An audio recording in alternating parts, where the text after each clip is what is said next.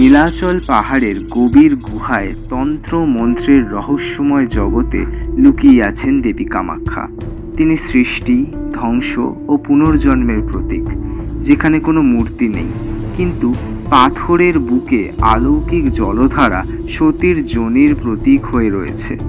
প্রতি বছর অম্বুবাচীর সময় যখন দেবী রজস্বলা হন, তখন এই প্রস্রবণটি রক্তরঞ্জিত হয়ে ওঠে।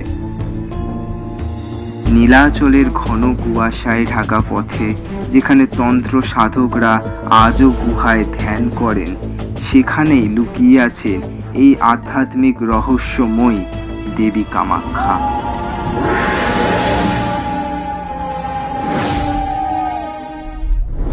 আজ আমরা মহাবিদ্যা কামাখ্যা দেবীর এক অনন্য লীলার সাক্ষী হতে চলেছি।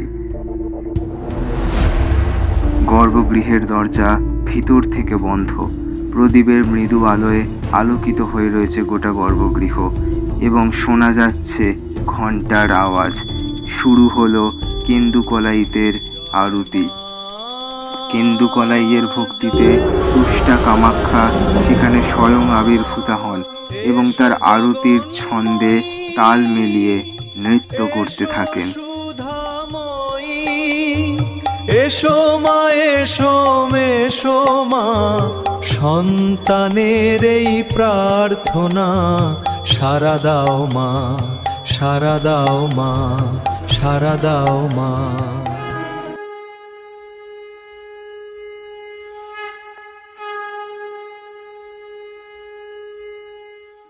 এই ঘটনার বিষয়ে অন্যান্য পুরোহিতরা কোচবিহারের রাজা নরনারায়ণকে জানান এবং পরবর্তীকালে রাজা কেন্দুকলাইয়ের কাছ থেকে সব ঘটনা বিস্তারিত জানতে পারে। জানো রাজকুমার, হৃদয় শতদল থেকে কখন যে বেটি নাচতে নাচতে বেরিয়ে আসে আমি তা বুঝতেও পারি না। আমার তখন জ্ঞান থাকে না। আমি তখন প্রাণ ভরে আমার মায়ের আরতি করে যাই। এমন ভণ্ডামির একটা শেষ আছে। কুমারী পূজার নাম করে মায়ের মন্দিরে প্রতি রাত্রে যুবতী নারীদের এনে নৃত্য করান।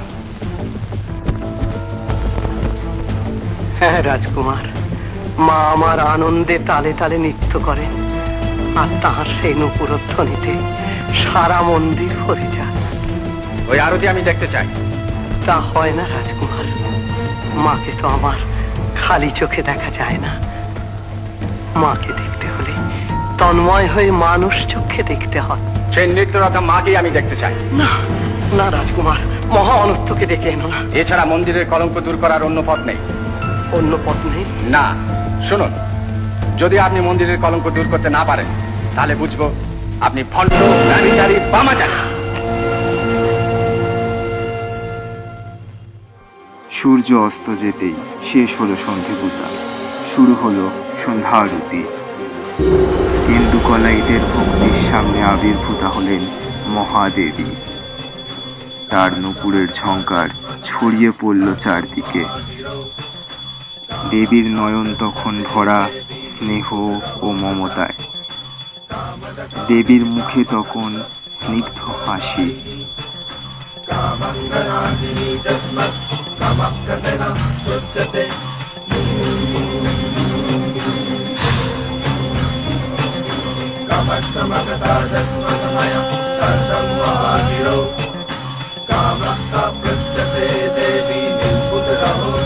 এদিকে মন্দিরের গবাক্ষের এক কোণে লুকিয়েছিলেন রাজা। নূপুরের আওয়াজ শোনা মাত্রই তিনি গবাক্ষ থেকে উকি দিয়ে দেখেন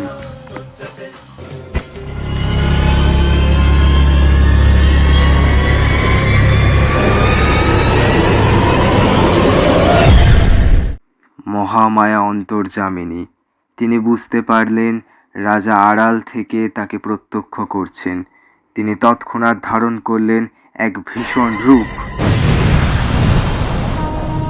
কুটিল ভ্রুকুটি, রক্তনেত্রা, ভয়ঙ্কর এক রূপে তার প্রকাশ ঘটে। দেবী অতি ক্রোধের সঙ্গে রাজাকে অভিশাপ দিলেন, এই মুহূর্তে নীলাচল পরিত্যাগ কর। তুই বা তোর বংশধর কখনো এই পিঠে আসবি না। যদি ভুলেও কখনো আসিস, এই পাহাড় আরোহণ করা মাত্র বংশে নির্বংশ হবি।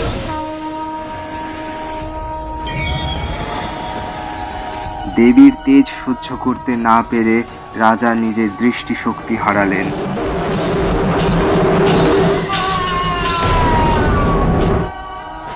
কেন্দুকলাই মায়ের চরণে আছড়ে পড়ে এবং ক্ষমা প্রার্থনা করেন এবং শ্রী পাদুপদ্মে স্থান চান। মা কামাখ্যা তাকে পাথরে পরিণত করেন এবং শ্রী পাদুপদ্মে স্থান দেন। রাজা অভিশাপদগ্ধ হয়ে ফিরলেন রাজ্যে, আর কখনোই নীলাচল পর্বতে আসার সাহস দেখাননি। আজও জাগ্রত সেই মহাস্থান, আজও সেই গর্ভগৃহে অবস্থান করছেন কামরূপ কামাখ্যা।